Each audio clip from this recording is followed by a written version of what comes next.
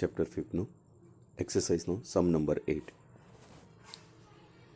2008 અને 1.6 10⁻⁻4 metre square જેટલું આડછેદનું ક્ષેત્રફળ ધરાવતા એક લાંબા સોલેનોઇડમાંથી 4 એમ્પિયરનો વિદ્યુતપ્રવાહ પસાર થાય છે.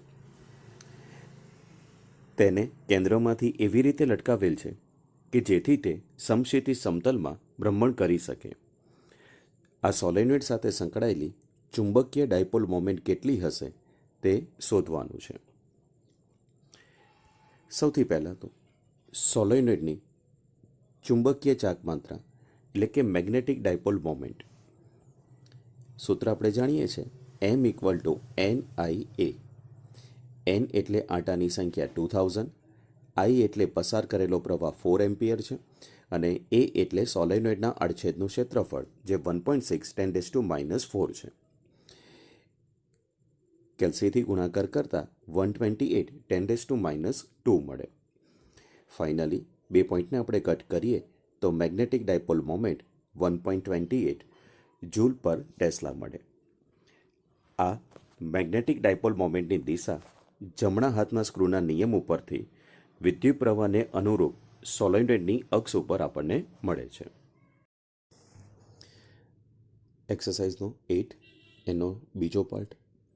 એક લાંબો સોલેનોઇડ આપ્યો છે કે જેમાં આંટાની સંખ્યા 2000 છે. એના આડછેદનું ક્ષેત્રફળ 1.6 10⁻⁴ મીટર સ્ક્વેર છે. તેમાંથી 4 એમ્પિયરનો વિદ્યુત પ્રવાહ પસાર કરવામાં આવે છે. આ સોલેનોઇડને તેના કેન્દ્રમાંથી એવી રીતે લટકાવેલ છે કે જેથી તે સમક્ષિતિજ સમતલમાં ભ્રમણ કરી શકે. સોલેનોઇડની અક્ષ સાથે 30° કોણ બનાવતી દિશામાં 7.5 10⁻² ટેસ્લાનું એક સમાન ચુંબકીય ક્ષેત્ર ઉત્પન્ન કરવામાં આવે છે. તો આ ચુંબકીય ક્ષેત્રને કારણે સોલેનોઇડ પર લાગતા બળ અને ટોર્કના મૂલ્યો કેટલા હશે તે શોધવાનું છે.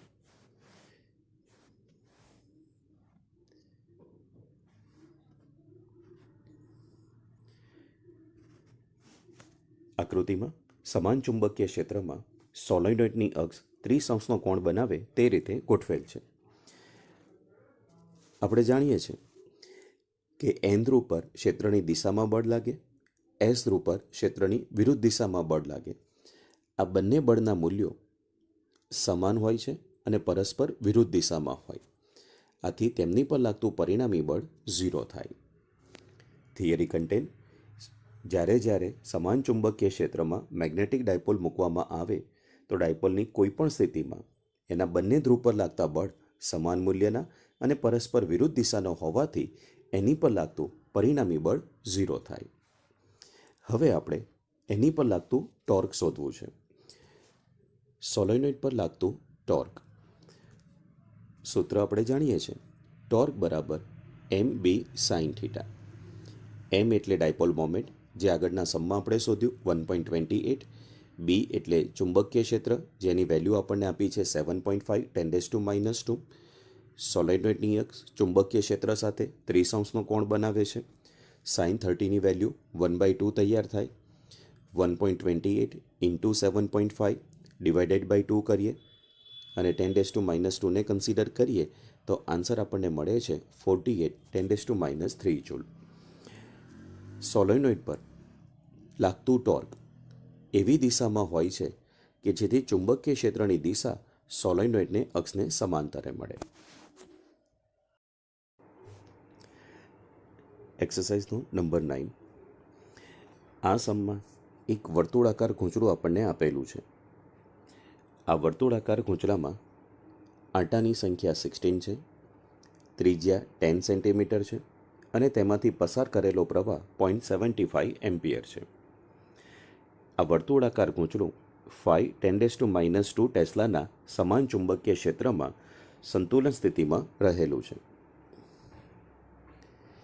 હવે ગૂંચળાને તેની સંતુલન સ્થિતિમાંથી સહેજ ભ્રમણ આપીને છોડી દેવામાં આવે તો તે 2 સેકન્ડ ઇન્વર્સ આવૃત્તિથી સરળ આવર્ત ગતિ એટલે કે દોલન કરે છે. તો ગૂંચળાને તેની ભ્રમણ અક્ષને અનુલક્ષીને જડત્વની ચાકમાત્રા કેટલી હશે તે શોધવાનું છે. વર્તુળાકાર ગૂંચરામાં આંટાની સંખ્યા, તેની ત્રિજ્યા, પસાર કરેલો પ્રવાહ આપ્યો. સમાન ચુંબકીય ક્ષેત્રનું મૂલ્ય આપ્યું. સહેજ વિચલિત કરીને છોડી દેતા 2 હર્ટ્ઝ આવૃત્તિથી પોતે દોલન કરી રહી છે, તો આ ગૂંચરાની જડત્વની ચાક માત્રા શોધવાની છે.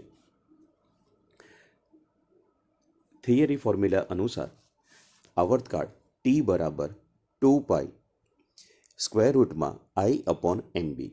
I અહીંયા જડત્વની ચાક માત્રા છે. આપણે જાણીએ છીએ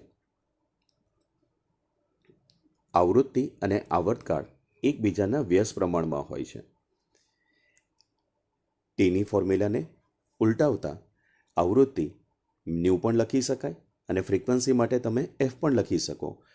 તો 1/2 સ્ક્વેર રૂટમાં MB/I મળે. જડત્વની ચાક માત્રા શોધવી છે એટલે બંને બાજુ આપણે સ્ક્વેર કરીએ તો ન્યૂ સ્ક્વેર બરાબર MB/4 સ્ક્વેર I મળે. ત્યાંથી આપણે આઈને કરતા બનાવીએ તો MB/4 V સ્ક્વેર મળે. અહીંયા નાનો v એટલે આવૃત્તિ માટે લખ્યો છે. બીજું, ડાયપોલ મોમેન્ટની ફોર્મ્યુલા n આંટાની સંખ્યા, I પ્રવાહ ઇન્ટુ ક્ષેત્રફળ a આવે. તો એમની પ્લેસમાં NIA લખતા NIAB/4 સ્ક્વેર V સ્ક્વેર આપણને મળે. વર્તુળાકાર ગૂંચરું છે એટલે સ્વાભાવિક છે કે એના ક્ષેત્રફળનું સૂત્ર A બરાબર πr સ્ક્વેર આવે. ઉપર પાઈ નીચે પાઈ સ્ક્વેર એટલે 1 કેન્સલ થઈ જશે.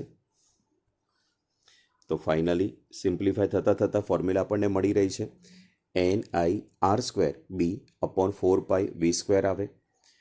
આંટાની સંખ્યા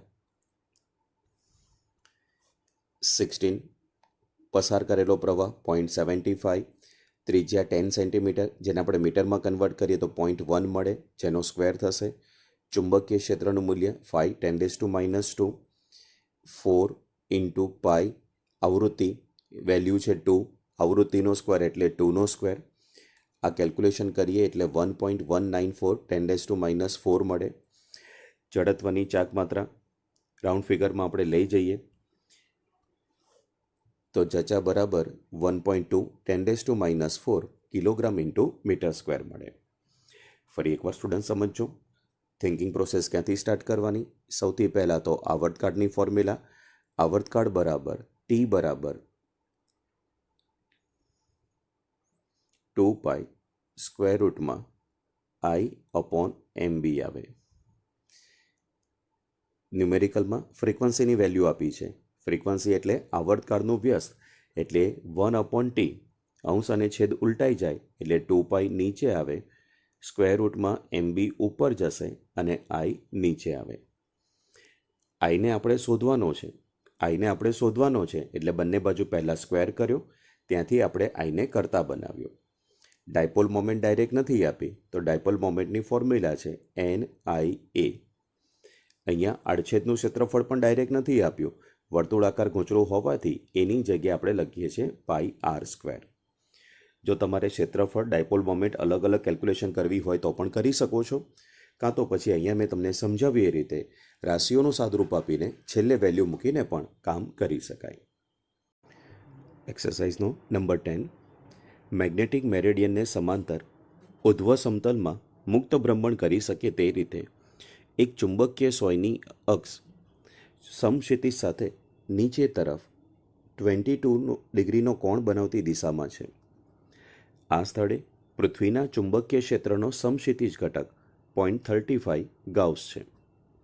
તો આ સ્થળે પૃથ્વીના ચુંબકીય ક્ષેત્રનું મૂલ્ય કેટલું હશે તે શોધવાનું છે. સૌથી પહેલાં પૃથ્વીના ચુંબકીય ક્ષેત્રનો સમક્ષિતિજ ઘટક BH બરાબર B cos phi થાય. ત્યાંથી આપણે બીને કરતા બનાવીએ તો B બરાબર BH/cos phi મળે. સમક્ષિતિજ ચુંબકીય ક્ષેત્રનું મૂલ્ય છે 0.34 Gauss. Angle of deep 22 degree આપેલો છે. cos 22 ડિગ્રીની વેલ્યુ થશે 0.9272 થાય.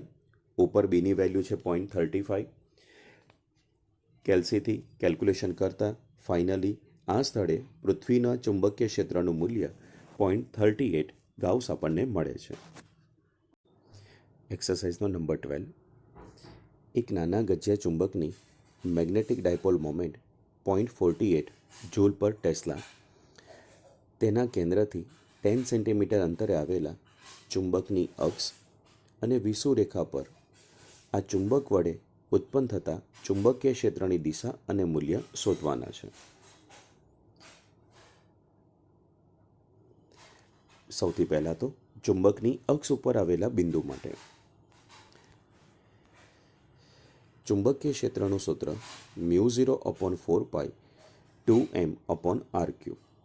આપણે જાણીએ છીએ μ0/4πની વેલ્યુ 10⁻⁷, 2 ઇન્ટુ ડાયપોલ મોમેન્ટ જેની વેલ્યુ છે 0.48 અને અંતર છે 10 સેન્ટીમીટર. મીટરમાં કન્વર્ટ કરીએ એટલે 0.1 મળે અને એનું ક્યુબ થશે. કેલ્ક્યુલેશન કરીએ એટલે 0.96 10⁻⁴ ટેસ્લા મળે. CGS એકમમાં લખીએ તો 0.96 ગાઉસ વેલ્યુ આપણને મળે.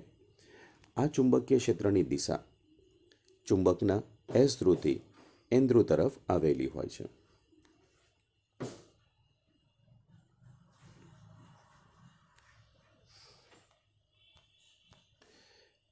હવે વિષુવરેખા પર આવેલા બિંદુ પર ચુંબકીય ક્ષેત્ર. વિષુવરેખા પર આવેલા બિંદુના ચુંબકીય ક્ષેત્રની ફોર્મ્યુલા μ0/4π m/r³ આવે. સ્ટુડન્ટ્સ, જો તમને થિયરી યાદ આવે તો સમાન અંતરે આવેલા બિંદુઓ હોય તો અક્ષ ઉપર જે ચુંબકીય ક્ષેત્રનું મૂલ્ય મળતું હોય એક્ઝેક્ટલી એનું અડધું વિષુવરેખા ઉપર આપણને મળે. ફરી એકવાર μ0/4πની વેલ્યુ 10⁻⁷, ડાયપોલ મોમેન્ટનું મૂલ્ય છે 0.48, બિંદુનું અંતર છે 10 સેન્ટીમીટર, મીટરમાં એની વેલ્યુ આવે 0.1, અહીંયા 0.1નો ક્યુબ થાય. ફાઇનલી કેલ્ક્યુલેશન કરતાં 0.48 10⁻⁴ ટેસ્લા મળે. સપોઝ આપણે ગાઉસમાં વેલ્યુ લખવી હોય તો 0.48 ગાઉસ થાય અને આ દિશા N થી S તરફ મળે. થિયરી અનુસાર આપણે આની દિશા લખી રહ્યા છીએ.